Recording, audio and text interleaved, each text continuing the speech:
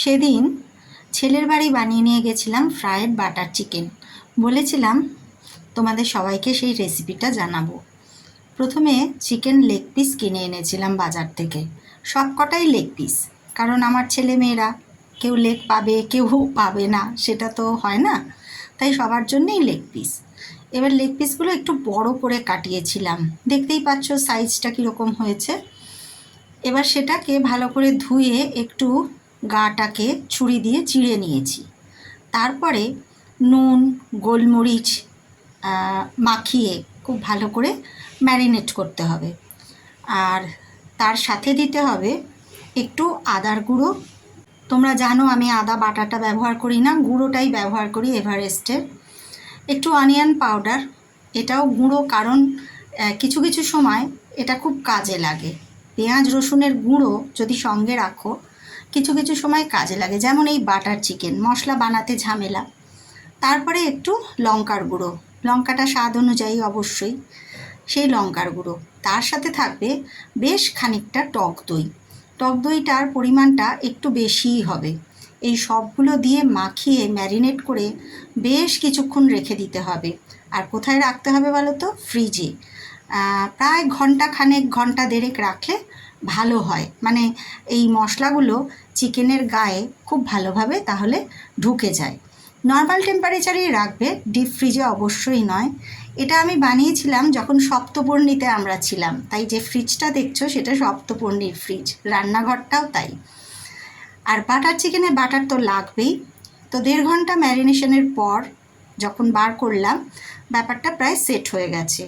এরপর সাদা তেল, এটা কিন্তু ডুবো তেলেই ভাজা হবে, তাই সাদা তেলটা একটু বেশি পরিমাণেই লাগবে। তার সাথে দিয়ে দেবে বাটার, কারণ পুরোটা বাটারে করলে সেই শরীর তো আমাদের নেই, সেই হজম শক্তিও নেই বয়স হয়েছে, আর ছেলে মেয়েদেরও এত মাখন খাওয়া এখনকার দিনে উচিত না। সেই জন্য পুরোটাই বাটারে করব না, সাদা তেলের মধ্যে বাটারটা মিশিয়ে নিলে বাটারটা পুড়ে যাওয়ার সম্ভাবনা থাকে না, সেই জন্যে আগে তেলটা তারপরে মাখনটা। এবার হালকা গরম হয়ে গেলে, খুব বেশি ধোঁয়া ওঠা গরম নয়, হালকা হালকা গরম হয়ে গেলে সেই আঁচটা বুঝে একদম সিমে মুরগিটা ছেড়ে দেবে।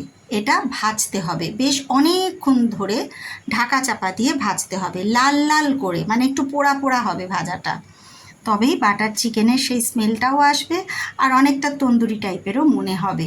তন্দুরি তো এখন খাওয়াটা স্বাস্থ্যের পক্ষে খুব খারাপ, জানো, সব সময় তন্দুরি খেতে ডাক্তাররা বারণ করে, পোড়া জিনিস খেতে বারণ করে। এমনকি সেদিনকে তো একটা জায়গায় দেখলাম ভুট্টা যে পুড়িয়ে বিক্রি হয়, সেই ভুট্টা পোড়া খেতেও বারণ করছে। ইভেন আমাদের বেগুন পোড়া খাওয়াটাও শরীরের পক্ষে ক্ষতিকর, সেই জন্যে এগুলো একটু সিদ্ধ করে মেখে নিলে ভালো হয়। তো যাই হোক, চিকেনটা আমরা ভেজে নিয়েছি। ফ্রায়েড আইটেমস খাওয়াও খুবই খারাপ, কিন্তু এক আধ দিন চলতেই পারে, তবে পোড়াটা আমি একেবারেই অ্যাভয়েড করি। কোনো রকম তন্দুরি টাইপের জিনিস আমি খাই না। তো এইভাবেই প্রত্যেকটা চিকেন ভেজে নিতে হবে, একটা দুটো করে, তেল অনুযায়ী, তেলের মাপ অনুযায়ী। আর অবশ্যই যে ফ্রাই প্যানটা ইউজ করবে সেটা ননস্টিক হলে ভালো হয়। এটা আগেই বলেছি সপ্তপর্ণীর বাড়ি, তাই ওদেরই বাসন। তোমরা আবার বলো না কেউ যে এটা তুমি কীরকম একটা বাসন ইউজ করছো, কারণ এটা একটা হোমস্টে, তো সবাই যেভাবে ইউজ করে বাসনের অবস্থা সেরকমই দাঁড়ায়। তা যাই হোক, ভাজাটা আমার হয়ে গেছে। আর এর সাথে ভাজবো কিছু ভেজিটেবলস। যে কোনো সময় আমিষ জিনিস খাওয়ার পাশে ভেজিটেবলসটা যেন বেশি পরিমাণে খাওয়া হয়, এটাই শরীরের পক্ষে ভালো। আমিষ জিনিসের সাথে ভেজিটেবলসটার যেন একটা ব্যালেন্স থাকে, কোনো সময় যেন প্রোটিনটা খুব হাই না হয়ে যায়, সেটা খেয়াল রাখতে হয়। আর ভেজিটেবলস খেতে এইভাবে ভীষণই ভালো লাগে, বাচ্চারা তো হাত চেটে খাবে একদম এর মধ্যে আলু আছে বেশ বড় বড় মোটা মোটা করে, যেরকম ফ্রেঞ্চ ফ্রাই হয় ওই রকম করে আলু কাটা আছে। তার সাথে আছে yellow bell pepper, red bell pepper, green capsicum, আরও যা যাবতীয়, তোমরা ব্রোকলি দিতে পারো এর মধ্যে, সুইট কর্ন দিতে পারো, অনেক কিছু। এবার সেগুলো হালকা সঁতে করে নেবে, হালকা করে ভেজে নেবে। আর এই চিকেন ভাজাগুলোর গায়ে একটু মাখন মাখিয়ে নেবে। এই ভাজাটা যখন হয়ে আসবে তখন এই যে গ্রেভিটা ছিল এটাও ওর মধ্যে দিয়ে দেবে।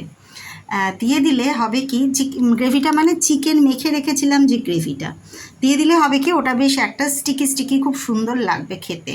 তো টমেটো দিয়েছি এর মধ্যে একটু, সব মিলিয়ে মিশিয়ে ভেজে নামিয়ে চিকেনের ওপর ছড়িয়ে দিয়েছি। এবার তোমরাই বলো কেমন হলো।